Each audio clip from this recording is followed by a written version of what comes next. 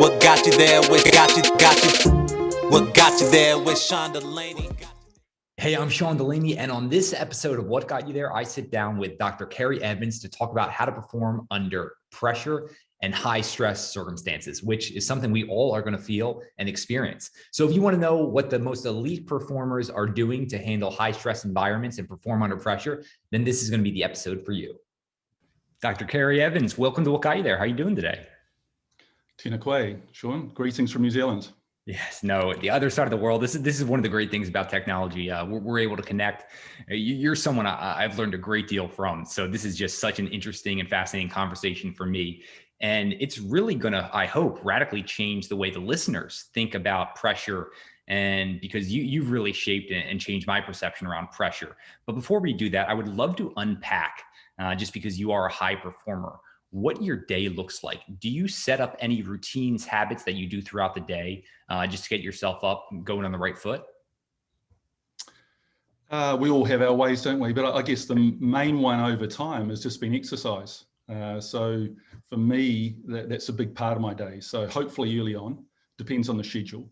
But if I can't fit exercise in, I find I'm not at my best when it comes to the thinking part of it. So I think that's the main thing I'd say for me that I've learned over the years. The balance between the physical and the mental is a pretty important one for me. And I get out of balance pretty quickly without that.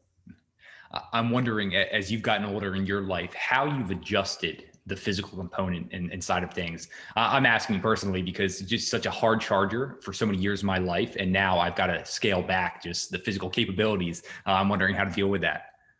Sure. I recommend denial. Yeah, it's always the best strategy. So you can pretend that you can still do what you used to do. Yeah. But look, it's difficult, isn't it, to come to terms with all the vulnerabilities and the things that you can't do. Look, I think it's just a refocus. It's, you come to realize that you're not competing in the same sort of way, but maybe it's with yourself, and you still have that same relationship with how hard you want to push yourself or not. So look, my world's very small in that respect now, if I'm in the gym, but I busy myself and test myself and find myself operating in much the same sort of way, albeit not at the same level. I know you've done such a research into the brain.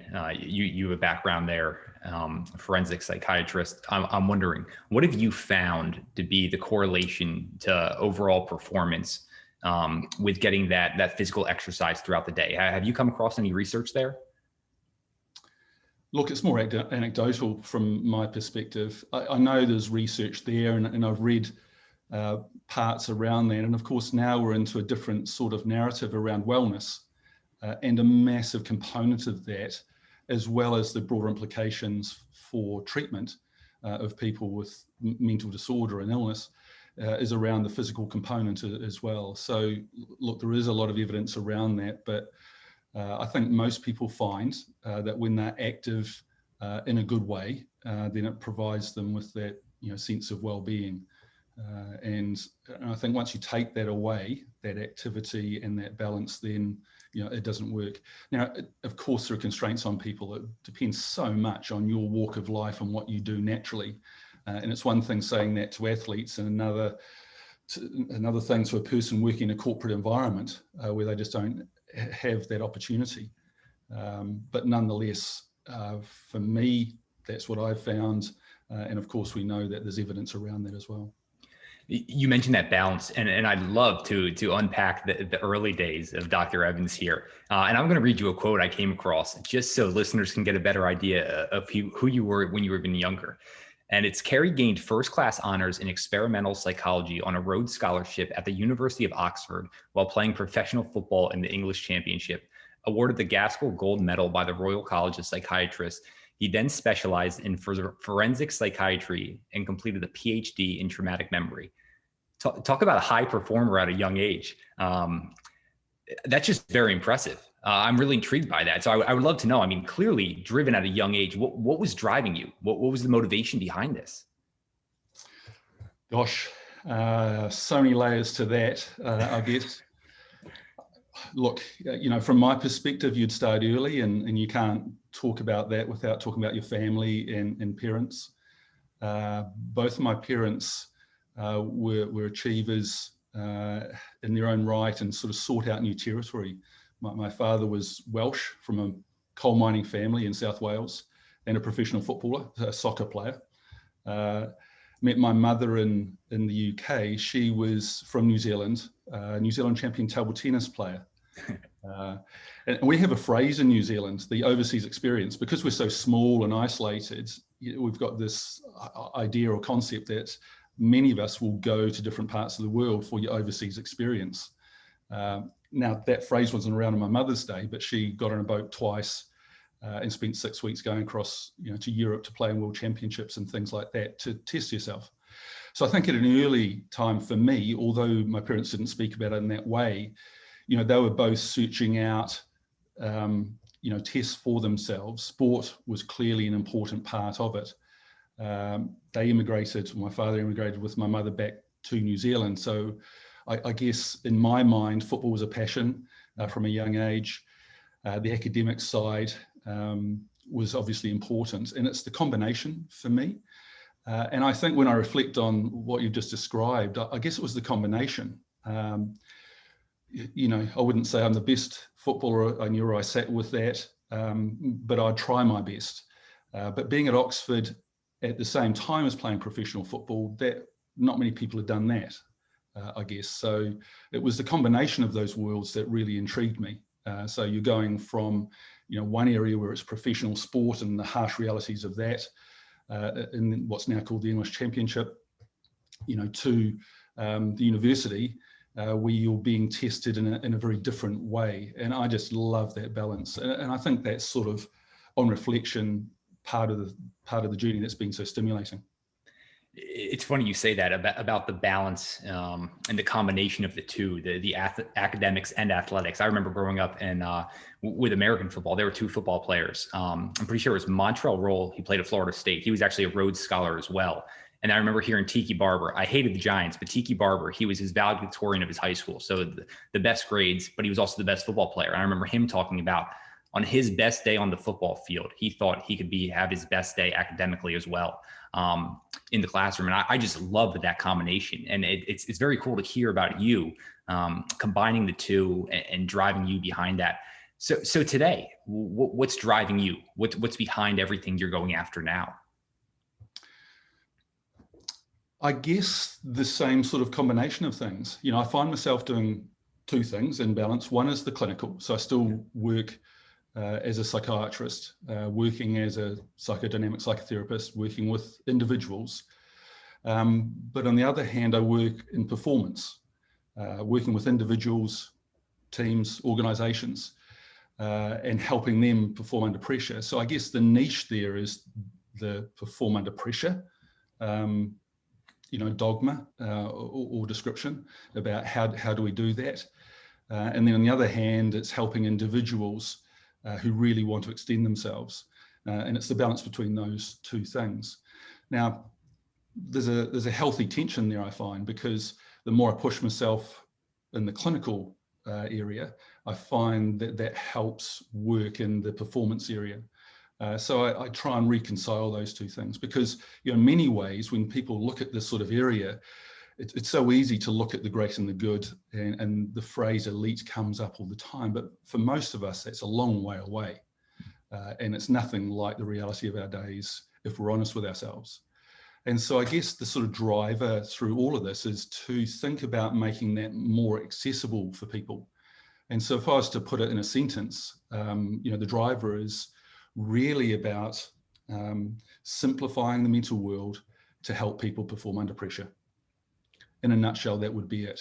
And so it's taking all those different perspectives, whether it's clinical, developmental, the neuroscience, and starting with people, everyday people, however good they are, in whatever walk of life, so from top to bottom, huge diversity, whatever sector, and helping them get better.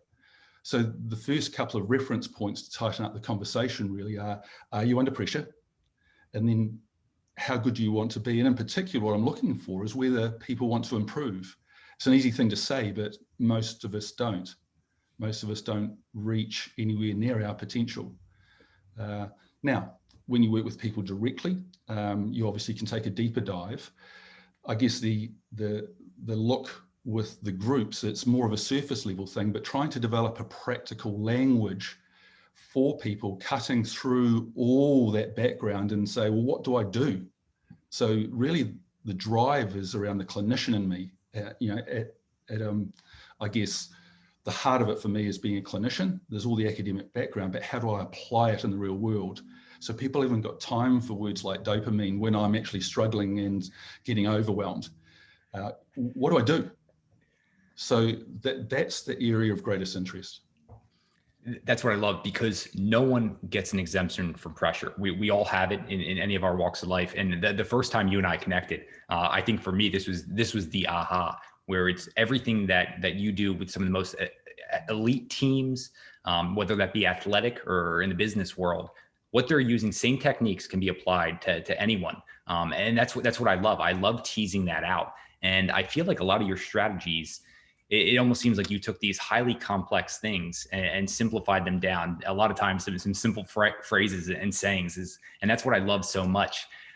When did you first really start to feel that drive towards pressure scenarios though? That seems to be a pretty specific circumstance that you studied and became fascinated with.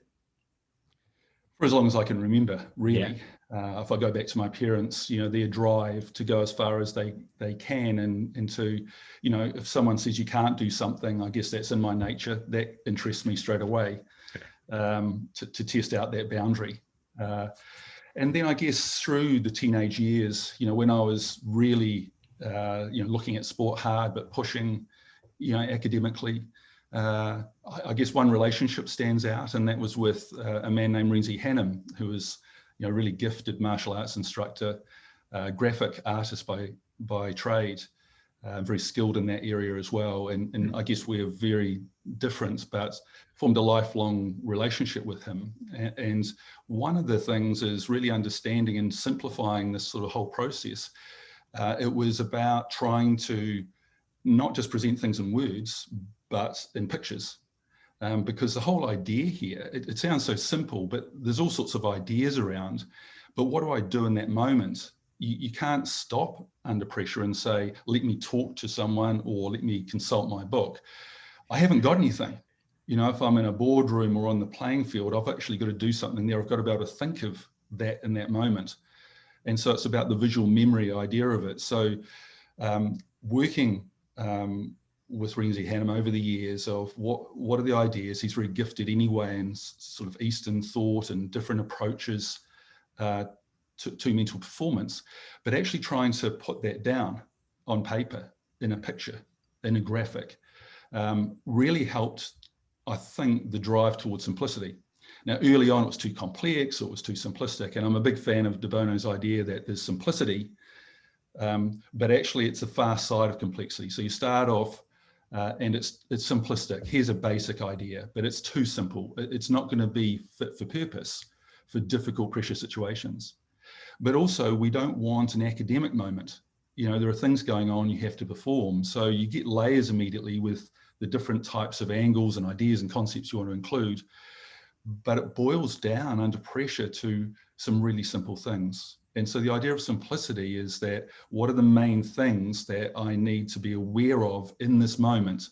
And it all comes down, as we know, to attention and focus, but all of us get in our own way, one way or another, for different reasons. And it's thinking about that and what will help an individual when they haven't got anything else to guide them. They've got to be able to go to a place in their own mind and then get themselves into a state of mind where they can think more clearly and perform. So, to summarize all that simplicity, it's again, getting through all the complexity, getting something practical that can be applied. And so the test really is for people to be able to use it. I remember asking Renzi, many years ago, how should I judge what I do? And he just sort of said in his nonchalant way, well, is it useful? And I was thinking, gosh, it was one of those moments where you go, damn, do I faint praise? Is that it? It wasn't that exciting or energizing. And he said, I think you've probably misunderstood what I'm suggesting here. I thought you worked with people who perform a depression. I was going, well, I do.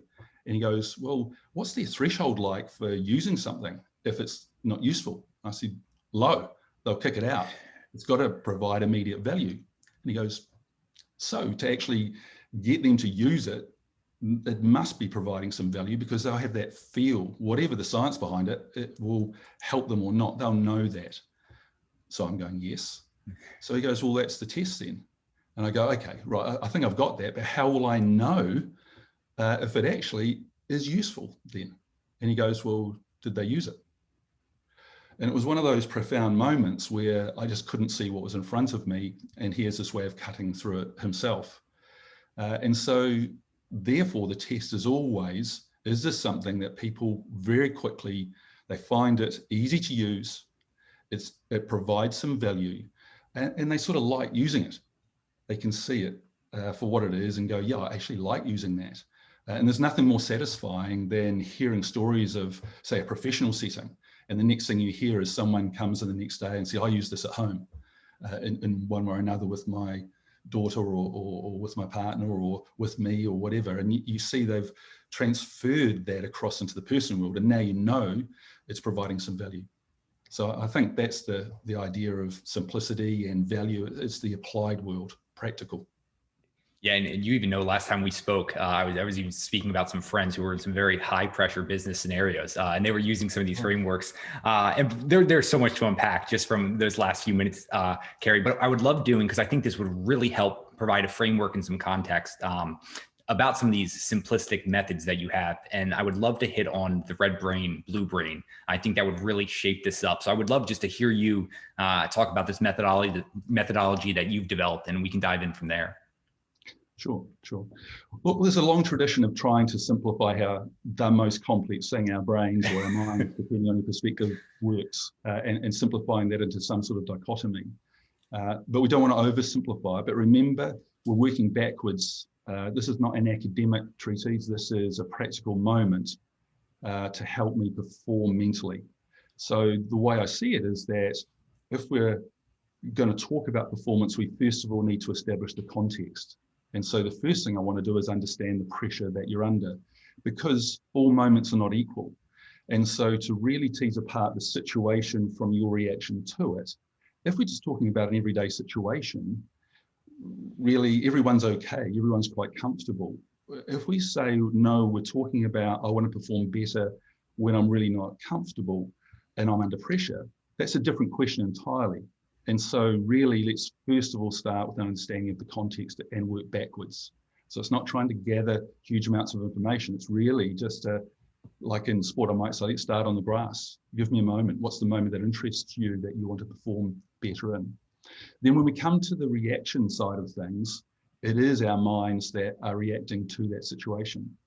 And to cut through the complexity, it's to argue that we have two systems. We have one system that's primed for survival. It's fast, it's automatic, it works on pictures and feelings, and I just simply call that red. We have another system which developmentally evolves later, and it works on logic and numbers and sequences and that metacognitive ability, and that's a slower, cooler system. And once we've survived a moment, if we see it in that way, then we can adapt. And so this is really about your potential. And so red works in the here and the now, and it's more the emotional, the feeling mind. And then the blue can reflect on the past and scan the future. And so we have these two systems. And the simplicity of this is actually we know now that they interact. It wasn't the philosophy of 200 years where, you know, rational thought is good and feelings are irrational and bad. We now know that they interact, but it's not a fair fight, is it? So which one's stronger, red or blue? Well, red is, you haven't got much potential if you're not alive. And so we know that red in those big threat moments can overwhelm us so that we can't think clearly. But we also know that blue has a say in this and can actually dampen down our responses. We can reframe situations and learn to see them differently. And so we've got these two systems, and the red-blue mind model would simply say, are they in balance or out of balance? And so what does that mean? Well, for any given moment, it depends on you as an individual with what you're doing. So there's a bit of a difference between being in a very physical, aggressive sports match when you might need more red. Red gives you the energy. In a position where you've got to think and navigate a side around, in which case you need more blue clarity. And so the idea here is that red is not bad and blue is not good. We actually need a combination in balance. And so that allows us to start to see that balance. And if we get too much red, that leads us into that fight, flight, or perhaps even a freeze reaction. If we get too blue, we can find ourselves into that overthinking, paralysis by analysis situation as well. And I think the real test here is what I like doing is speaking to schools in groups and the young ones. And you can give a talk pretty quickly to them. And I did this recently to a junior school, a senior school, then the teachers, then the parents, to see how this all works. And when you have some of the groups afterwards and you ask them what they remember, one student gave me really incisive feedback. And he said, look, a lot of us get to hear people like you, and they'll speak about 5 or 6 ideas, and they're okay. And I was going, gosh, I've just done the same. He said, well, no, what you've done is slightly differently, gone about it differently. You've spoken about these ideas, but there's one core idea. It's just this red and blue balance. I said, did you get that? He said, everyone got it really quickly. And you've given us permission to feel some of these things that make us uncomfortable. That's okay. And the idea here is it's not good or bad. We don't like the judgment. And you put us in charge ourselves. You haven't told us what to do. It's for us to see it, but it's in balance or out of balance. No problem.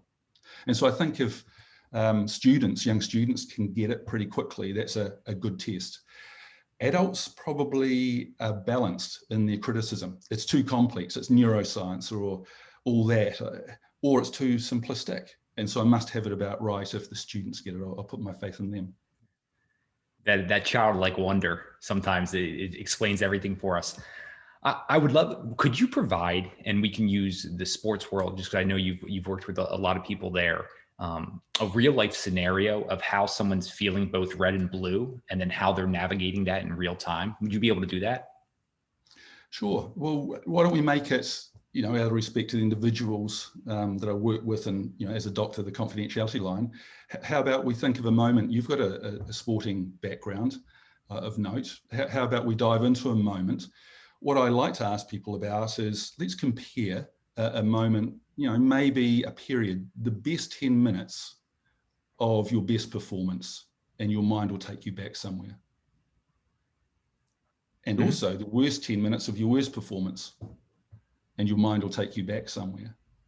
And to help us understand, we've got a contrast going now, and that's part of the method here. So it's not just free floating. We can compare that you had technical ability, but now we've got to look at your technical ability was probably pretty similar in both situations, but now the mental performance was slightly different. So if we ask you, you don't have to give us all the details, but if you're comfortable with it, going back to the moment where it wasn't going well for you, do you have a picture in mind about where you were in that scenario?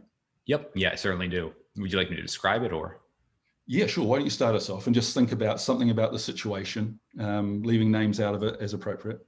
Yep. Yeah, no. So things were moving too fast.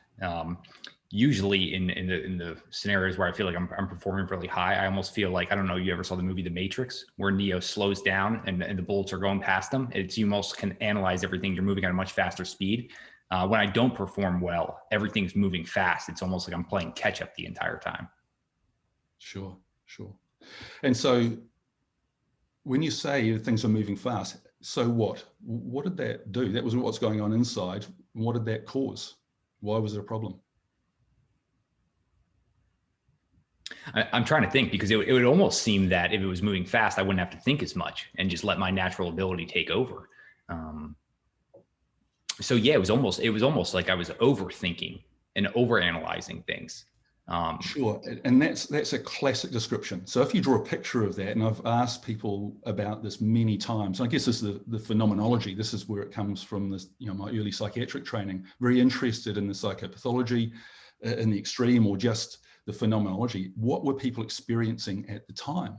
And the word that people say the most for high performers is overthinking. It was too busy. I had a busy mind.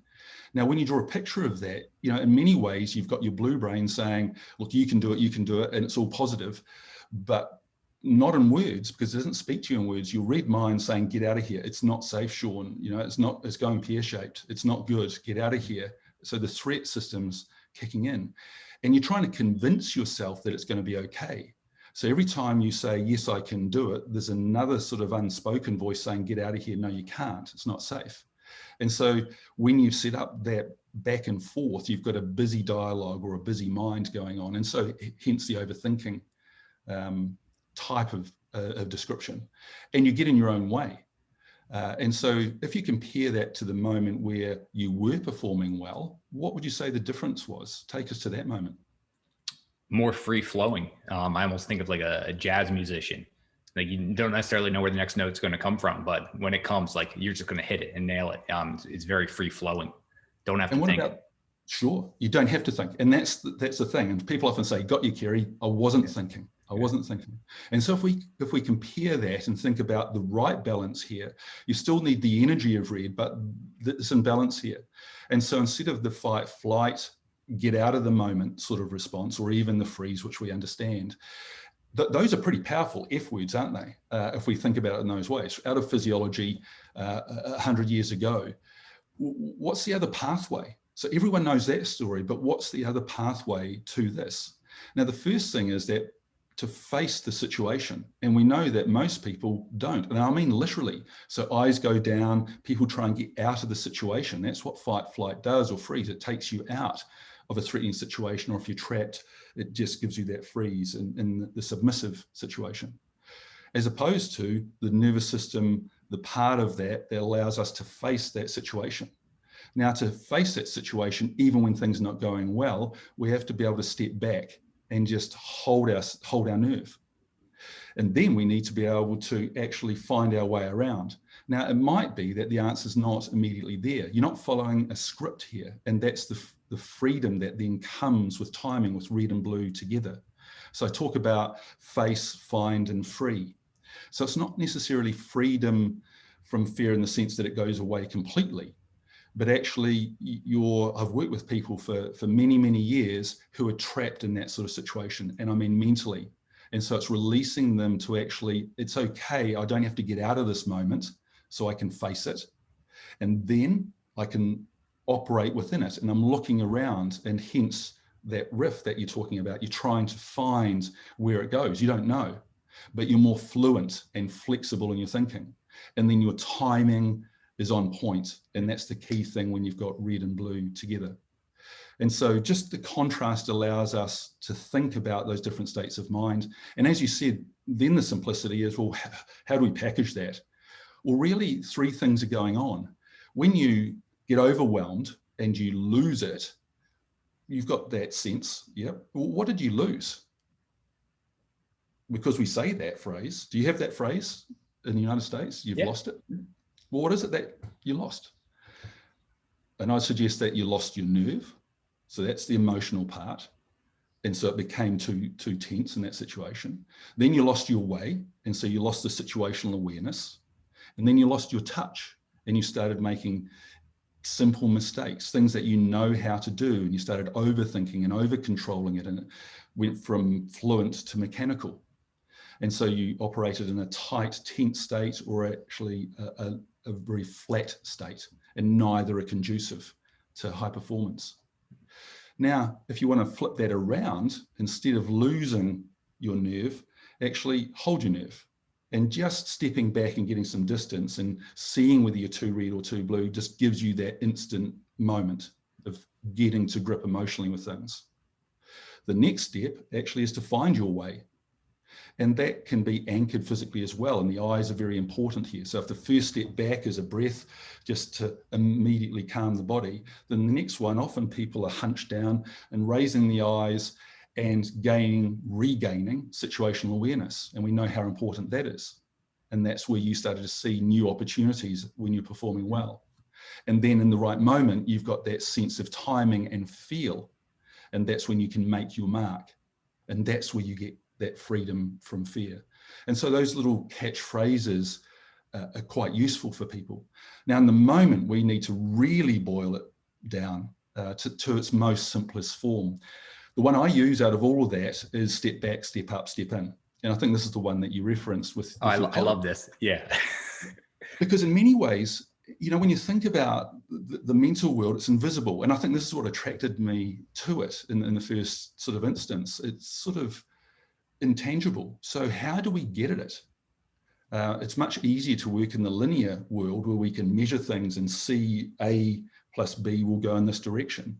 But the mental world doesn't operate like that. Small things can have big effects. There's more than one way into a situation and more than one way out. And so how do we get to grips with all this? I sort of, to try and make this point, I talk about the mental gym. And I guess one way of positioning this, again with the contrast, is to say like, okay, imagine you wanted to get physically stronger. You'd be able to tell me where you go. You go to the gym, okay? And then what do you do when you get there, Sean? Well, you go, Ceri, you go over there, there's a bench and you do this and that's called a bench press. And I go, that's it? It's such a simple movement. And you go, yeah, but there's a couple of principles here. There's resistance. You got to put weight on the bar and push against it to the point of overload until you can't do any more, to the point of failure. And I'll sympathize with you and go, I'm sorry, Sean, you know, you failed. That's terrible. And you go, no, I feel good. I've got a smile on my face. I've done a good workout. I pushed to my limits. And that's in the physical realm. Well, what about if you want to get mentally stronger? What's the equivalent? So where do you go to get mentally stronger? Where's your mental gym? Don't know. Okay. What's the simple movement? What's the equivalent? Don't know what the mental movement is. I don't know what you're talking about. Okay. And I presume the same principles hold, that you like pushing yourself mentally until you fail, and that feels terrific. You've got a smile on your face. And of course we feel down and dejected and disillusioned, and it's not the same. And so it's almost like we've got a double standard because it's invisible. And so one of the, I guess, important insights over the years is to go back to that graphic idea. What's the picture in your mind? If we can name something and create a picture of it in a short sequence, then that's blue brain heaven. And for most people, that's rebalancing things. And that simple picture of all you need to do is just step back in the moment and hold your nerve, then step up in that sense of performance. So it's not enough just to step back, take a breath and step back in, because you're back in at the same level. I call that a one-dimensional technique. We need performance here. It's almost like mindfulness. Now, mindfulness is essentially about awareness, isn't it? You're stepping back, but that's an observational state. Now, in the middle of lacrosse or whatever your moment is, you're not an observer, hopefully. You're a participant here. You're an active participant, so you need to do something. So the moment that you've got a sense of where you sit mentally, now step up and see what's your next level of performance. More awareness. What's the first action? And then stepping in with timing. And it really seems that people take to this, the step back, step up, step in. It's such a movement. You don't even need the words, of course. You can visualize that movement. And then again, the kids at school are interesting because I smooth that curve out rather than, you know, nature doesn't have corners, and created a sort of a wave with it. And they say, well, it's like the wave, it allows you to take you around there. It's more natural, it's easier to do. And so it's got that sense of, rather than being stuck in that position of overwhelm and underneath the wave where all you can see is threat, actually just go through this process. You can step back, hold your nerve. Now you can step up, see a bigger picture, see things in a different perspective, and now step in with that first action and be more effective. And then once you've started, you're back on top of the situation, then you'll move in. And if you see performance as movement, it's a very helpful way to see it rather than being stuck. I'm wondering some of the big hurdles you must face. Is it largely around that fixed mindset that people don't think that they can correct in the moment? Is that one of the bigger things you run into? I think it's, I guess the experience I've had over the years is that people get surprised. This is a good thing when people are surprised, because it catches them out. And so if we go back to that mental gym analogy, what I'm really searching for here is the whole idea of pressure. and then building up this understanding of that situation. And what we're talking about there is the fact that there are high stakes, there's some uncertainty, small margins with fast changes, and it all leads to judgment. And of course, socially, that's the trigger. And so when we elaborate on that, really we're asking you to perform when there are expectations here. And then there's going to be scrutiny on you, and then the consequence of judgment. And in the end, that makes people uncomfortable. And the simplicity of all this is that what I'm most interested in, right across the spectrum, so the people who in the forensic world, we don't see it in terms of performance, but tragic things happen. They act without thinking, and that impacts lives seriously for many years. And then at the other end of the scale, we talk in terms of winning and losing things. But right across that spectrum, the idea is that there are tough moments when you're uncomfortable, and how we behave in those moments. And I think that's why I was drawn to the forensic psychiatry. This is real, very, very real. And so the idea here is that, how do you perform when you're uncomfortable? And that's what we're talking about. I'm going to leave aside all the other experience, and it's almost like there's a secret door, the tough moments that you experience in a day. And I remember one gentleman just threw his pen down and said, damn, I've been spending decades trying to get better. But really, on reflection, what I've been trying to do is become more comfortable to perform better. He said, I've been going in entirely the wrong direction. So to go back to the mindset around it, what I've sort of found over the years is those that want to go higher, and most of us don't, we work well within our limits. Those that want to go higher are interested in their vulnerabilities. And if you're going to operate near your limits, and we talk in that sort of language, then it gets uncomfortable. That's unavoidable. But that's not a bad thing.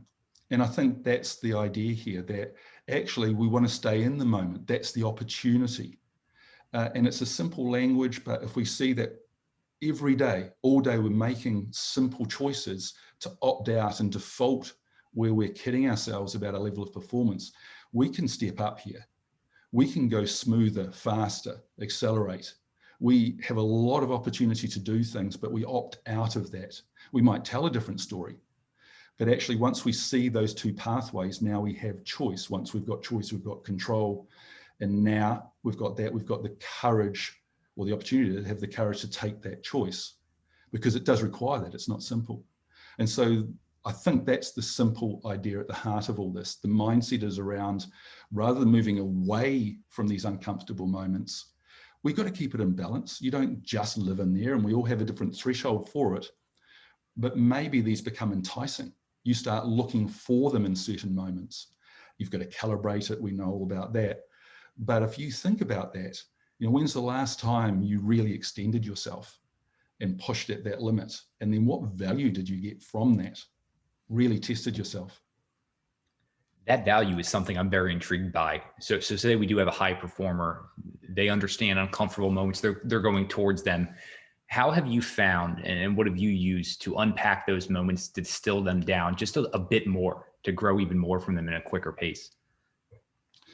It's about, so again, like I said, start in that moment and work backwards. So I guess if you're going to see it in a forensic psychiatric terms, it's about not just the situation, but what did you do and what was going on inside. So you can't change what you can't see. And so that's the powerful thing here. So what I'm trying to do is help people see what was going on inside that led to the external behavior, to understand that a bit more. The moment we've got a name for things and a picture for things, people settle. We know that mentally. Without getting into the physiology, we settle down and calm a little bit. And then we can see that we can apply it. So I'd go through those three stages. First of all, help them see. And I guess that's the clinical skill. You might be able to see it in yourself, but most people can't see when they're tense or they go flat. So when I ask you a question before about this moment or this period versus that, and did you see the subtle, or did you experience the subtle things that were going on inside you? Did you notice those things? And people are just not aware of these things by and large. And so to unpack it is really to help them see it. Once they can see it and understand it a little, now with some simple language, they've got different choices. And they start to, that's when the lights come on, literally. And you can do that individually, but also with teams, of course, and they start to actually not just survive, but then you can get a sense of thriving. Once you're really tested and feel it's okay in this environment, now how far can I go? And it starts to become more energizing in that sort of thrive type of moment. But the idea is it's directional. So it's giving you a forced choice. Are you moving away or are you moving into this moment? And then if you've got that forced choice, then it helps people be a bit more honest with themselves. And because their language and their awareness is they're far more adept at the technical side than the mental usually. I've met few people who are exceptional at the technical and the mental. We just need that simple mental language that's practical in the moment. Then I think that's the bit that they can quickly refer to, reflect on, and then get themselves going again. It's only a moment in time, but for those people, moments in time and small margins are everything. And you know this. And so that's the value they find from that. And understanding that that's not just a happenstance thing. Actually, this comes up all the time. And this is the nature of performance. It's not just about winning and losing. It's about putting yourself in environments where you're testing yourself. Win and lose, it doesn't take you to your potential. You know, of course, in some environments, that's the big thing, and that's what people look at. But if you can't face winning and losing, success and failure, you know, it's going right back to our early attachment days. This is the pattern that's being played out. Is the moment too big for you emotionally or not? Can you stay in there? And when you ask people this question, you know, the test they've set themselves, well, if they've met every test, every challenge that they've set themselves, then it's not worthy of the name, is it? You've got to fall short for it to be a proper challenge. You know, you walk away from threats, you walk towards challenges. Now, if you see it in those terms, the issue isn't falling short. As my mother used to say, and you know, as a grandmother to our daughter, you know, aim high but get close. And it's the process of being in that sort of moment and seeing how close you can get. And often it's the mental side that holds us back a little. And I think that's the thing that's exciting for people. So it's really a simple movement metaphor and how you operate in these big moments. Yeah, just so we're clear on these high pressure moments, we can think about championship level moments. What are you having these athletes, business professionals do throughout the times leading up to that? So I maybe I'm wrong here, but should they have a safer environment that they can push their limits on and then step up in bigger environments? Is that how you approach that? Yeah, sure. So I sort of think in terms of a pressure wave. So if you imagine a wave and it peaks in the moment and then comes down, again, a simple way of understanding mental skills. Once you've got a simple model, not just instant tips, but a simple model, let's call that the red-blue mind model in this instance. What are the red-blue skills that you need? Well, there's a skill in the moment when you're actually performing, when you haven't got access to anything. And so what I would argue is that that's probably the key skill. And that would be the step back, up and in, or the red, blue, decide, do, getting hold of emotions, then the decisions, and then the actions. All versions of the same thing, but the simplicity is to get that three-dimensional movement. Okay, so that's that skill. Well, what about beforehand? Is there something that you should be doing to lead in there? Now, when we ask ourselves that question, or afterwards, what about afterwards?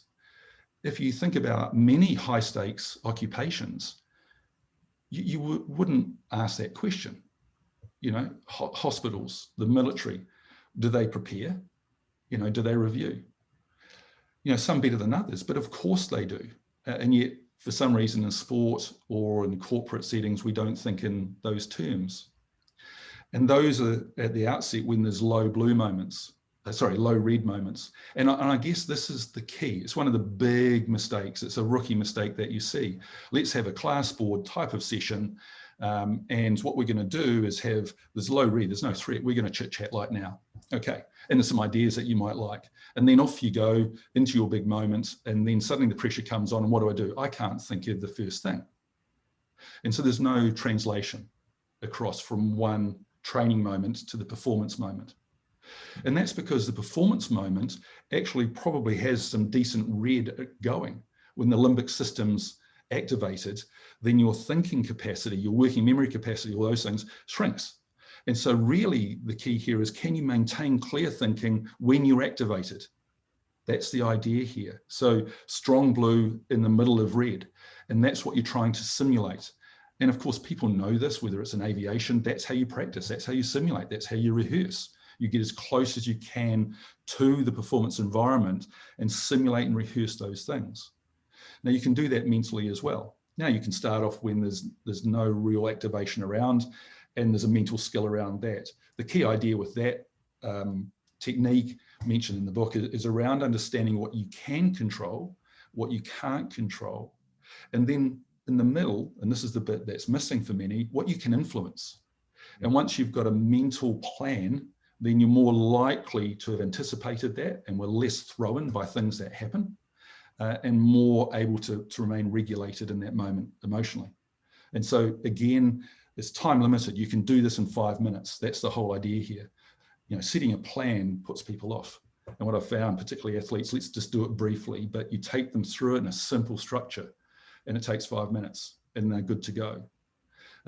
What about afterwards? Do you review? Well, of course, there's that debrief, but do you debrief mentally as well? Find out emotionally, what was your performance like? Decision making, what was that like? And then the actions you took, and be able to do that succinctly and move so that you go back into a loop. And so you've got that pressure wave I was referring to. What about on the shoulders? What do you do in the 2 minutes you're sitting outside the boardroom before you go in? Or the big one, when you're a teenager and you're sitting a big exam, what do I do just beforehand? And there's a technique around that. And this is the visualization sort of moment, or however you phrase that. But again, I would argue that most people don't have something fit for purpose. This isn't a time to have something that's vague and goes on and on. It needs to be time limited, brief, to the point. And I'm sort of hugely attractive to the practicality of brief interventions that help. And then what about after a match or a big performance? So many people are activated, can't sleep at night, things are going around in their head. You know, how do you come down? And so I think sort of there's 5 areas for most people to look at. What do you do to plan at the start? What do you do to perform in that moment? What do you do to rehearse? Just as you move from that planning into, you're on the coach before the game, you're in the dressing room, you're just about to go on stage. And then what about the downhill slide here? So you've just moved out of performance. How do you sort of recover quickly? And then how do you review? And I think those are the sort of 5 areas. If you ask most people, do they have something good to go, something effective, something brief, something structured that they're not just making up? I haven't met too many people who do that. How about yourself? In certain contexts, yeah, but to be honest with you, many circumstances, no. And it's one of those things. It almost feels like there's too many inputs coming in, and a lot of these things you mentioned, it's almost like we need to step back and slow down a bit and analyze our process, and if we're approaching this in the right way. So if I'm being honest, no, there's plenty of room to be made up here. Really getting a great system for these 5. Yeah, like you mentioned, I'm sure there's a lot of people right now that they're looking in the mirror. They're probably like, you know what? Yeah, we could do a little bit better here. Yeah, sure. And it's not being too highbrow about this. So this isn't a moment for science. It's a moment for performance. Yeah. So it's got to be underpinned by some good principles. Does this make sense to us? But anyway, is it effective? Does it help me? And people will only keep using things that are helpful or useful, as we're talking about before. One of the things you were hitting on there was around visualization. And this is something I'm fascinated by, always trying to improve on and trying to understand different elements of it. I would love if you could just hit on this for a minute. If there's anything we should be thinking about with visualization, any exercises we can use? Sure. Look, I don't pretend to be an expert at visualization and imagery, but in practical terms, here's an approach I've developed that people have found useful. That's what they've sort of said. So let's rely on that. How much time have you got? So put yourself in it again, work backwards. What's the moment? So this isn't a moment where I've got hours and hours. I want to be able to do this relatively quickly. And so that's that time constraint again. And so I would argue this is a benefit. So the first thing I'm going to suggest is, rather than looking at what we're going to do, it's the shape, it's the format.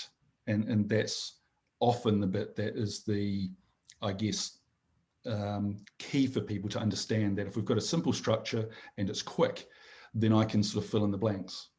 So what is that structure? Well, the red system is going to be firing. So the first thing that we need to do, if you think about it, is control our level of energy and arousal, depending on what word you like to use. And so some people get too worked up and over aroused, in which case it's settling that down. And some people aren't fired up enough, they're too flat. And so that's getting more energized and activated. And so being able to do that pretty quickly, and I'd argue timing that with 3 breaths is a good way of trying to train that. And there's an imagery process around that. We haven't got time to do that right now, but what I'll be doing is working on that imagery of seeing either fire or ice, for example, expanding throughout the body. And so really the red is the body system. And so trying to adapt and place attention on that relatively briefly. Then moving quickly into an overview, and this is really a blue activation part. So we've switched on red or adapted that. Now what about the blue? And really a good way to get that is to get an overview of the situation. And it's to see yourself in a moment towards the start of your performance, what's going to happen in a decision-making moment, and seeing yourself with the options and making that good decision. Again, there's a breathe in and then there's a breathe out sort of process around this, whereby you can actually imagine that. And then the third part is the action. So the red and the blue, now let's bring them together. And that's in the timing here. So if you see yourself now first person, so instead of the overview, you're seeing it through your own eyes, and it differs across different people, we know this, but seeing it through your own eyes, that situation, and then the timing, the click moments when you take action. And again, breathing in and doing that and just repeating that a couple of times. And so the simple structure that I sort of landed on was working through the red system, again, one thing and just repeating it. Then the blue system, one thing, one moment, and then just repeating that. And again, then the action. And so you're really mirroring that red-blue tool we talked about the step back, step up, step in. You're really priming yourself to get going in that moment. Now, most people can do that in about a minute, and it's a bit vague, but often you've only got a couple of minutes. So I suggest just doing it again. Same process. So really simple. I'm going to the body, I'm going to the mind, and then I'm bringing the two together. And that simple structure allows them to feel like within 2 minutes, they're ready to go. And they can use that anywhere. They can use it on the team coach that we talked about, or in the dressing room, or you're just about to go in, ready to speak at a big event. So in 2 minutes, if you're not ready to go in 2 minutes and it takes you longer, think about that. And often what I find is people can have, if they've already got something there, terrific, keep to the system. But this is an example of a tool when people haven't got something, they're not ready to go here, and they need something simple and structured, and they just follow through it. It's not doing any harm for most people. It doesn't suit everyone, and you'll find those people don't tend to go towards the visualization procedures anyway, and so you've got to bear that in mind. But for those that do want to prime themselves in that way and be a step ahead of it, this gives them that simple structure to go through. So I have names for that, but the first thing is controlling your intensity. The next thing is controlling your clarity, the big picture. And the next thing is controlling your execution. And it's just sort of a natural progression through. So you can call that the ICE tool if you want. The way I see it is really you're going from a planning sort of state into now I'm uploading that. I'm uploading that and priming it ready to go so that when I'm into the action moment, actually I've primed my systems in a simple way. And it goes back to, I guess, to remind me to sort of finish off that story. We're talking about the teenagers at school. The idea is that there's 5 or 6 ideas here, and it can be this tool or this tool, but there's one core idea, just one core idea. And that was the thing that gave them simplicity. It was this red, blue mind model. We can apply it beforehand, it's more in this shape. We can apply it during, it's more in this shape. We can apply it just beforehand, it might look slightly different, but it's all versions of the same thing. And I think that's what, really was appealing for them. It's just one thing to think about, and in balance, out of balance, and all of these things, whatever shape or words I might use, are simply around giving them a simpler approach that's got a simple structure that they can go to, and they've practiced and rehearsed, so they feel they're doing something. And in particular, if you can anchor that physically, that first bit is about a breath, isn't it? So many people just shut down and get a bit constricted. So that deeper breath, we know that whatever version you take. The next bit is about the eyes. because so many times we get that central vision, the fixation, the tunnel vision, and we lose the situational awareness. Or, what happens to athletes after a mistake? Often, where do the eyes go? Head down. Yeah, we go into ourselves and feel sorry for ourselves, or we look up to the heavens and appeal to our universal God about why they're being so cruel to us today. And so actually there's a skill about keeping eyes level, because eye to eye is brain to brain. So we know that. And so that's where all the feeling is, particularly red brain to red brain. If we're looking at each other and we know the amount of physiology that's going on in that moment. So being able to keep your eyes level, that's the eye. So the breathing, the eyes, and then the click, the sound, the moment, and giving someone the gift of choice over timing actually starts to free people up for performance. So they know they don't want to go too fast, and they know they want to go too slow. So you don't want to be impulsive, you don't want to be hesitant and procrastinate. So you decide. And once people are focused on the timing, then they've got the feel. And that's really what people talk about. You go back to your description. You're just feeling your way through. You weren't quite sure where it was going to go, but it was quite a creative moment. And those are the big moments, aren't they? Where you've cut through the survival moment where things are shut down. And actually now there's more possibility here. It's an opportunity. Ceri, you deal with such abstract thoughts and ideas and distill them down in such a great way. So I'm wondering, how do you go about distilling your thinking, right? Like these are ideas you've worked with and wrestled with for years. And I'm sure a lot of people are thinking, wow, this is so elegant. This must have taken a really long time. I'm just curious about that process for you. Yeah, I think you hit on it. It takes a long time. You can't avoid going through that complexity. And so spending time just looking at the words, but that's not the starting point. I'm working back, I guess, for putting myself in the shoes of people who are performing and what can they do in that moment themselves. And I think that's the sort of key. So what's going to be useful for them? It's got to be the reference point. If they can't use it, then it's not going to be useful. And so testing phrases, words out takes a long time. It's evolved. The core idea was like a long, long time ago, but the language was key. The color coding seemed to be absolutely key for people's simplicity. Part of the feedback from the students as well, was that they loved the fact that it gave them permission. That was a word that came up, to feel these things. It's okay. And so the narrative starts to change. It's not one where I'm feeling anxiety, I'm feeling discomfort, and that's a bad thing. So it's now a disorder or a disability or something that's not good. I'm feeling discomfort, which means I'm not feeling comfortable. That's it. Okay. Now let's be less judgmental about it. And now what do I do with that? And actually, can I now get out of being on the insides here and getting in my own way, and now can I focus on the external world, create the gap for where I am now, where I want to get to, and start moving. So Dr. Evans, your book, Perform Under Pressure, incredibly helpful. You've distilled years down of your own knowledge and working with some of the most elite performers. It really was a very helpful guide for me. Much of what we discussed here goes so much deeper, and you can understand and adds even more context around that. You're a voracious learner, though. So I'm wondering, have there been any books or other things you've come across in your professional life that you think just left a lasting impact on you? Yeah, I guess I was always drawn to the invisible. It was that thing as I was developing through, teenage years and sort of seeing sport and knowing that everyone knew it was important, what was going on inside, but no one seemed to have something that was fit for purpose. And so I've always been intrigued by the unconscious mind. So I guess this is getting to the clinical area, but those people that have developed systems that they're attacking, ideas that this has to take a long time and we're stuck.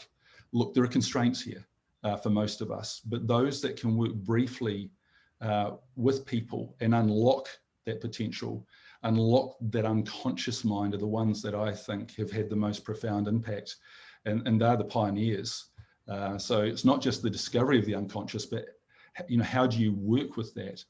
And I guess the the people like David Millan in Britain, a psychiatrist. Again, you know, I sort of followed many decades later, but he went on to become a landmark person in working with people like Davenlew, who really understood and focused on the clinical approach, taking videotapes by the thousand and seeing how people respond and trying to understand how to unlock these emotional blueprints that we have. And so I think, you know, the books that they've written, I'd refer people to. You know, it might be more in the clinical area, but there's some real gems there in terms of the science and really trying to take us into a new world where we've got outcome studies, where we can see this is not just superficial, that people can be helped quite quickly with brief interventions if you know what you're looking for. And then trying to think about that and take it into a world of performance, I guess, has been sort of a huge challenge. And it sort of course, it's working at a different level and more at a distance, but it's trying to create a practical model and practical language that relies on some of that thinking. It's very different, of course, and it's comparatively simple.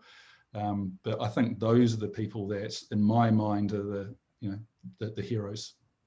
Maybe one of these heroes will be the answer to this question as well. But if there was anyone you could sit down an evening with doing an interview like this, they could be dead or alive, just not a family member or friend, who would you choose to spend the evening talking with? Yeah, I could do worse than go for those two.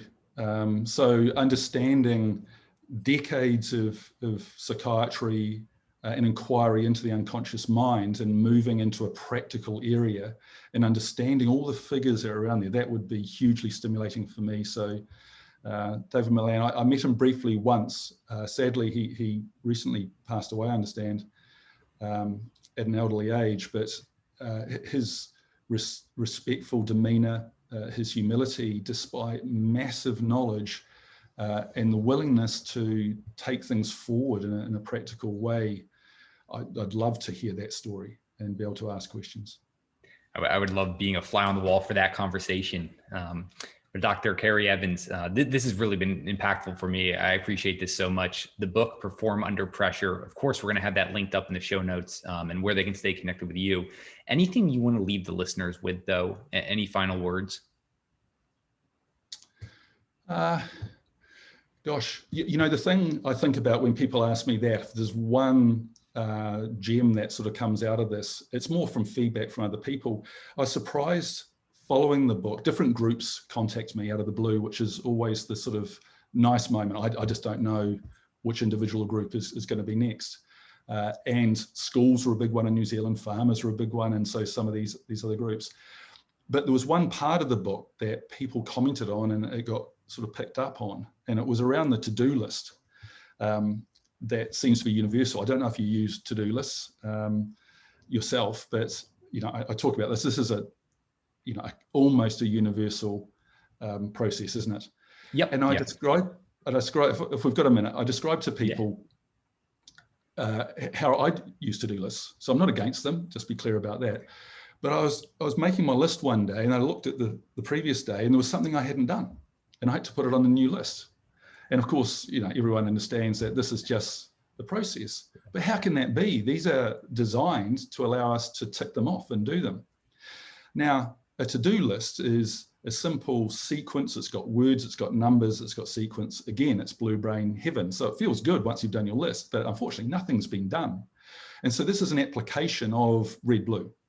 And if I said to you, each item has a charge emotionally, red or blue, small or large, which are the ones that sort of go to the next day, the next day, the next day, or the next week, and we just put off all the time. And so if we're thinking about, you know, not elite performance, just our everyday performance, we put the uncomfortable things off, don't we? But how does it feel when you get that uncomfortable one, you know, off your chest, off your shoulders?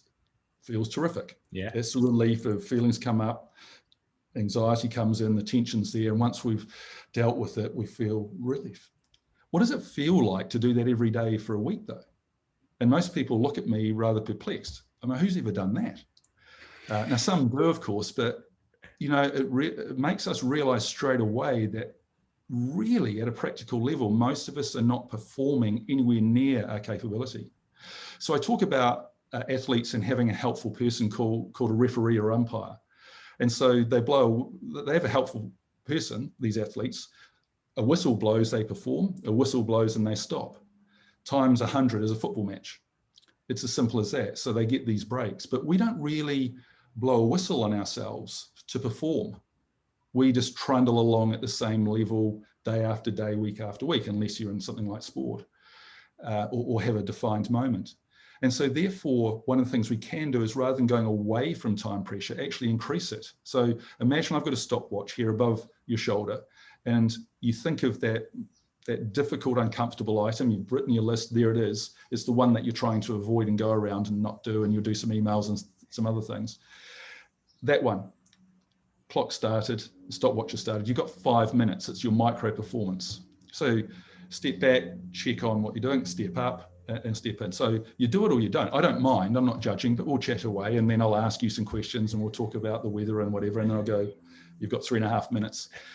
And it's surprising, but when I talk about this, to name it, time it, and move it, that has impact on people. So the movement is that performance, but the name it is, there's this item, yeah, no, I'm avoiding that. That's the sort of step back. The step up is, well, what would I need to do? I need to pick up the phone. So I ask questions like, do you have a phone? Does it have some charge in it? Do you know how to use it? And they go, I know what you're doing, but I'm not going to do it. So it's fine. It's your decision. We so often, if you don't have two pathways, I'm not doing it, I'm not doing it, I'm not doing it. Well, you could do it. And it's as simple as that. And so the simple idea is that you either complete the task or not. And the opposite to completing is not completing, but complaining. And so complaints kill culture, whether that's a team or a personal culture.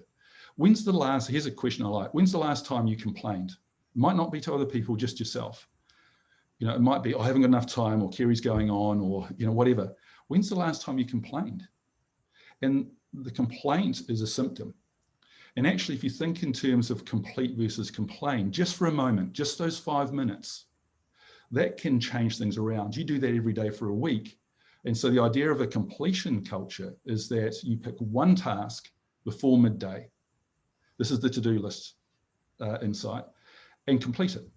And at the end of the week, just notice, just be aware about how you feel, how you're thinking, and what you've done. And you'll have moved. And if that becomes a habit, so I found that with writing, just complete or complain, just get down every day, just do that. And so the final thing I often say when people ask me, the question you just have is, people often say, you've been holding out on me, Ceri. Well, maybe it's red blue, but complain, you know, that was it. I complain all the time. It's not measured in weeks and months, it's in seconds. And so it's just a reminder, you can't change what you can't see. And it goes back to, again, those simple observations that it's our state of mind. I've got to move from this one into just a more effective state of mind. I love that. And Ceri, I would never complain if you ever go up, but I could listen to you for hours, believe me. Everything you provide every time we talk is just so insightful. So that was awesome. Definitely reformulating how I approach my to-do list. This has just been so helpful for myself. I know this is going to be impactful for the listeners. So Dr. Ceri Evans, I cannot thank you enough for joining us on What Got You There. Very generous. Thank you very much. DeLaney.